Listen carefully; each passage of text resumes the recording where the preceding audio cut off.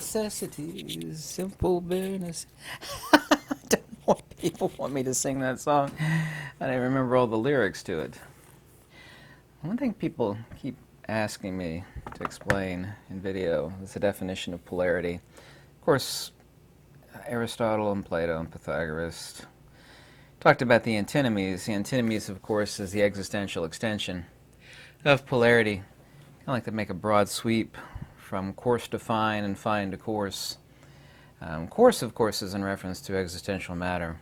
It's the case of all ancient metaphysics. They talk about going from fine, which would be something objectively invisible, such as primordial agnosis, to coarse, forms, feelings, perceptions, impulses, and consciousness. Consciousness being the finer of those, which is the consubstantiality of matter and spirit. And anyway, polarity. I never would have thought I'd have to go so deeply into understanding polarity to be able to understand magnetism. And I had over the years. I thought I'd conquered it all, and then there was still a little bit more to get through, and now I know I've got it all. And it explains geomagnetic precession. I don't know if you know how the Earth actually precesses. Yes? Same way if you actually spin up a gyroscope will begin to precess, and it'll precess more until it'll actually flip. And this is the ultimate torque of polarity and precession. This is the reason why the Earth's magnetosphere actually flips. It's not something that is ab extra to the Earth's magnetosphere. It necessitatively must flip because it actually builds up so much field torque that to release that torque, it flips. The same thing actually happens with the gyroscope. When you actually look through and get to the ultimate basis of polarity, you can see it throughout everything in human experiences. Also, too, you can sum up all human emotions and experiences and reactions very simply, just like a field. It either pulls you in, like a beautiful photograph, or it could actually push you away because it is completely abhorrent to look at. It still is inducing movement. And someone who analyzed the metaphysics of photography, for example, all great photographs have equal value, whether they pull you in because it's beautiful or they repel you because it's, like war photography, for example. It pushes you away. The other is stop. A stop, of course, would be the end of the release of force and motion. In other words, falling, for example, increasing inertia and acceleration towards counter space. You can say anti-space. But it's interesting in looking also, too, at human emotions. You're able to actually abduct the nature of humanity by the things that they do, but also, too, the things that they don't say. And retroduction actually wedges right into polarity rather nicely. The same is true of lies. A lot of people lie way more now than they ever used to. If you think about it, the metaphysics of lies, even true lies, even lies, all lies are true lies because the truth shines through. When somebody lies, whether it be blatantly obvious or not, and you can see through it, it's still a true lie because it says a lot about the person. Lies ultimately is somebody saying, hey, I'm a fool, I can't stand natural order, whether that's conscious or unconscious. It's a statement of I fear something, I want something, I desire something, I hope. Lies, of course, are put out to put on a false face.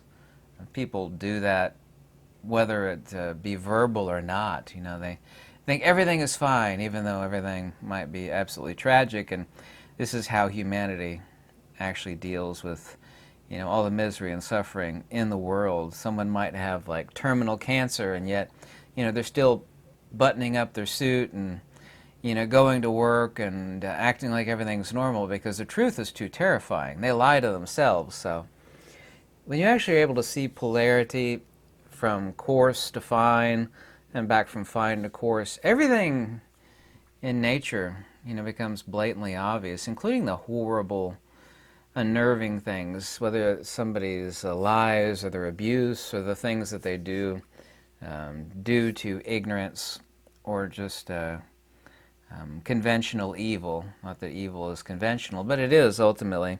Getting back to polarity and duality, These are, of course, Aristotle, even though I don't have a whole lot of respect for Aristotle, talked about necessitated antinomies, life, death, young or old, light and illumination.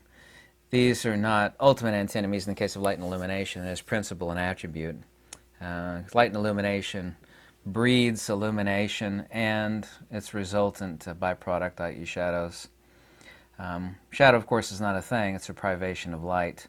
So it's not the antinomy of illumination. And this is where human beings ultimately become confused when they don't understand how you can ultimately, as a monistic metaphysician, i.e. Pythagorean, Platonic, Neoplatonic, which all of those things are exactly the same thing. Doesn't matter if I say Platonic, Pythagorean, Neo-Pythagorean, i.e. Neoplatonism is Neo-Pythagoreanism. They all taught amoral monism. Monos pros monon was the ultimate goal. From the one to the one. It's a liberation ontology based in wisdom. There's no such principle as original sin, i.e. prima causa or first cause. It's completely antithetical to monism.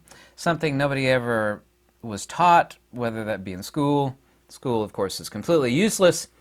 Or were taught in, whether they went to Bible school, wherever they were taught by whatever religious texts.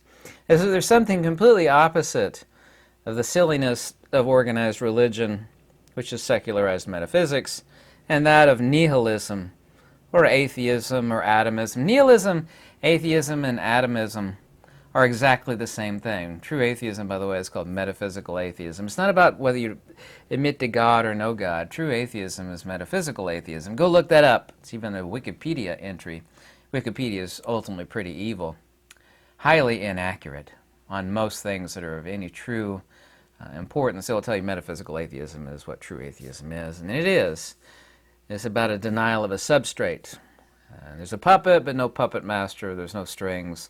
It's metaphysical atheism. In other words, there's nothing underneath the substrate of phenomena. So atheism, atomism, and nihilism are all three different words for exactly the same thing. And nobody's taught that there is something completely inverse to organized religion and atomism, atheism, nihilism.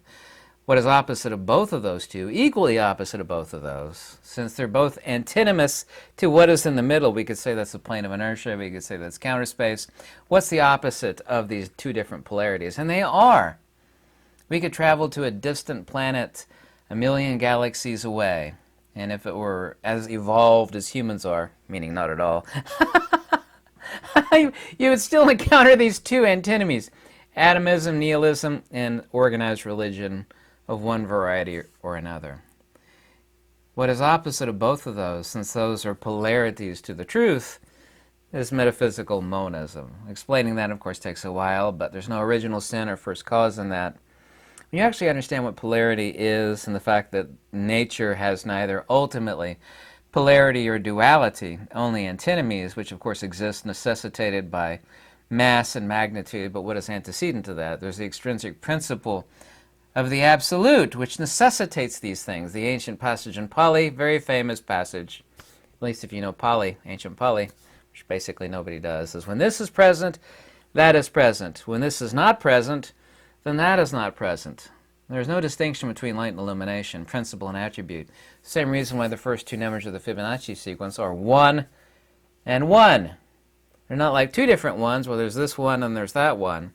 No, they're one and the same thing, principle and attribute. Yeah? The Greeks called this both ananke, tolma. Actually, it's the tolma and the ananke are really in reference to the demiurge and the aristos dias, the indefinite dyad, because the second one is not a dyad or something separate from or in addition to the first one. It's called aristos because it is the extrinsic attribute thereof. You actually have to understand this and understand that there is no polarity or duality in nature.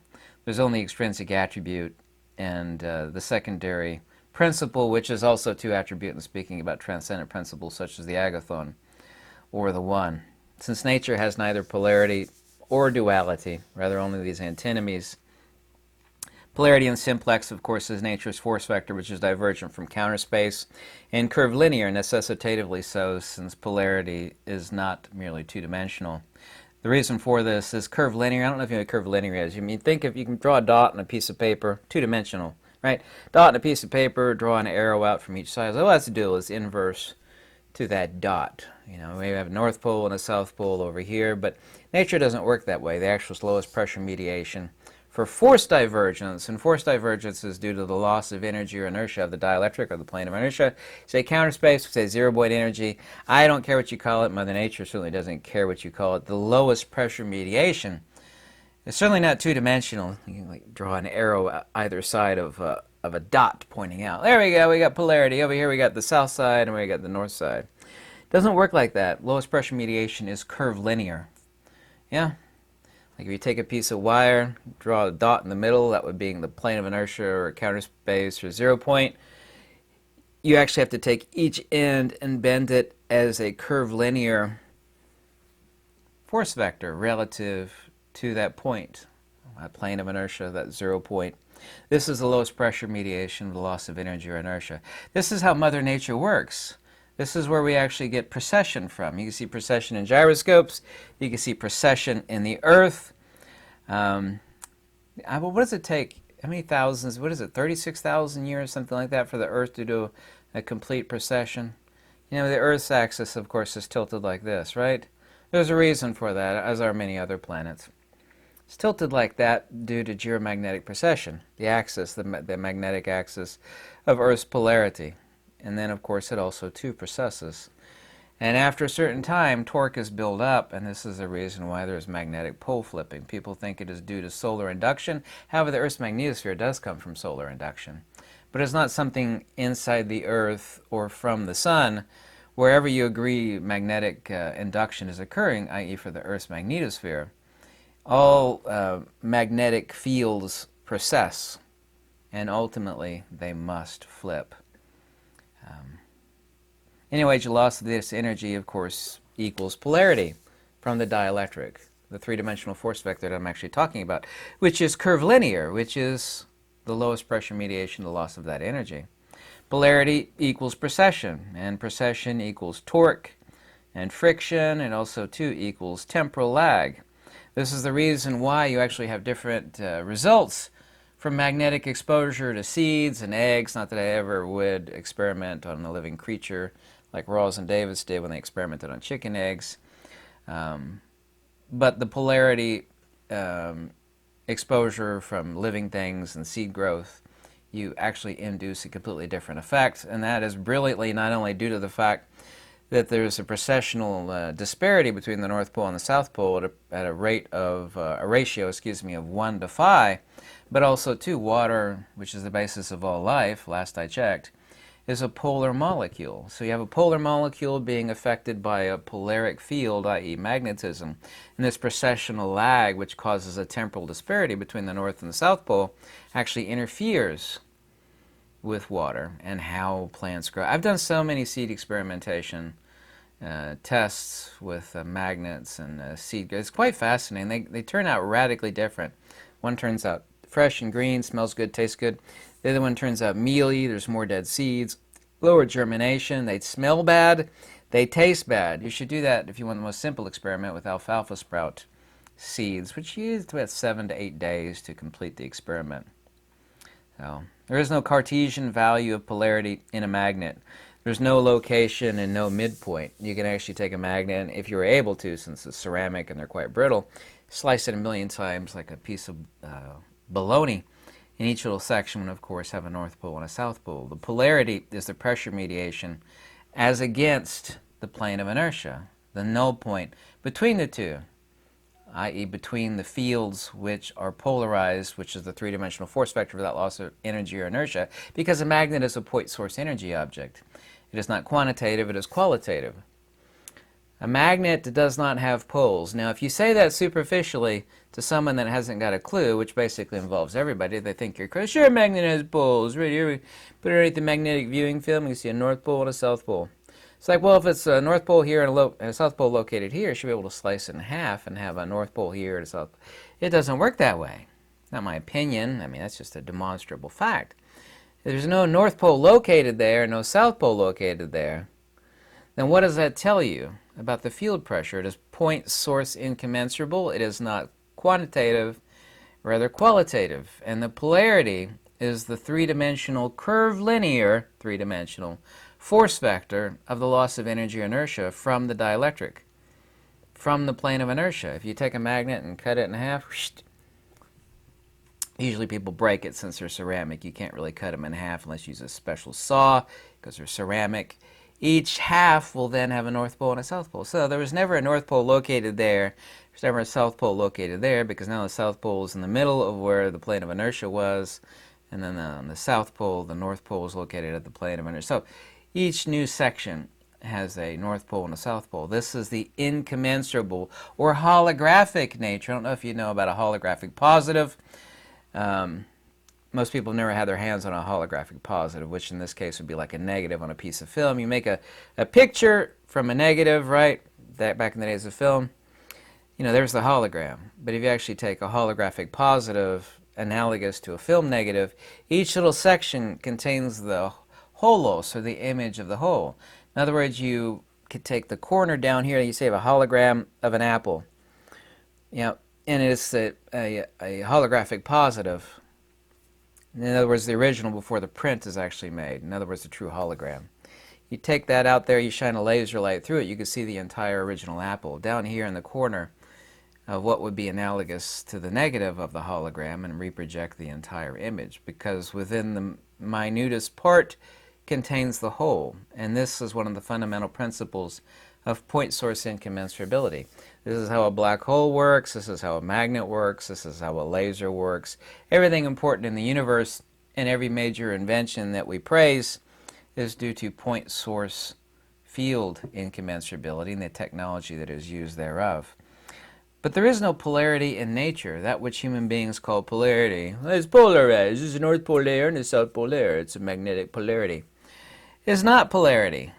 There's no duality in nature, and that polarity is just the three-dimensional curvilinear force vector of the loss of energy or inertia, which is manifesting due to, when this is present, that is present. Necessitatively so. Necessitatively so, that loss of energy or inertia manifests as a holographic field, three-dimensional, and processes three-dimensional force vector of the loss of that energy or inertia. In other words, when energy is lost of the dielectric, or you could say of the 0 point, or you could say the plane of inertia, we necessitatively have a holographic projection. In the case of magnetism, the hologram itself is the toroidal geometry of the field, which what fascinates people about a magnet, which is ab extra to the magnetic object. That is nature's holography, by the way. Follows Poincaré's disk model of projective geometry. That projective geometry is not something different. A more advanced species of human beings in some distant world would not call it magnetism relative to the dielectric. They would have some word which intrinsically would mean dielectric and loss of energy. In other words, when dielectricity loses energy, kind of like when water loses some of its temperature, kinetic activity. Yeah, you remove the kinetic nature of water, it transforms, even though it's still water, into this neat stuff called ice. Water in transition. Ice, right? Ice, different word. Human beings are fundamentally confused because we have a different word for everything, even though we're ultimately talking about one and the same thing under different states of expression. In the case of magnetism, we're talking about dielectricity and loss of its energy, which we magically call magnetism. It's not something different than dielectricity. It's a different state of that energy because of its loss of energy. And this is where we get polarity. This is where we get the ideas of duality, which ultimately do not exist in nature. This wave-particle duality nonsense is due to stupidity of human understanding as to the nature of light and natura naturans, i.e. Mother Nature. There are no dualities in nature. Duality implying inherent contradiction, which is completely impossible from the standpoint of Mother Nature. Completely and totally impossible. I hope I didn't go too deeply into polarity and duality on that, but I just wanted to kind of make a unified whole from coarse to fine and fine to coarse in what we actually see in both fields and manifest in human nature, talking about lies and fears and all the glaring things which are existentially manifest due to human consciousness, everything is really replicated from the fine to the coarse and backwards also. Nature becomes really simple when you can, and simplex too, where you can actually see the connectivity of everything and how when this is present, that is present. It's this unified whole, a singular expression, which removes confusion, which removes subtlety, which makes everything just blatantly clear. Clarity of vision is an attribute of wisdom, and it's the best thing in this life to actually have. Not that it's an actual possession. I use that, conventionally for mere parlance. It is really cold outside. I hope you all are having a happy new year. A lot of people tell me they're not because of food bills and power bills, but nevertheless, thanks so much. Goodbye.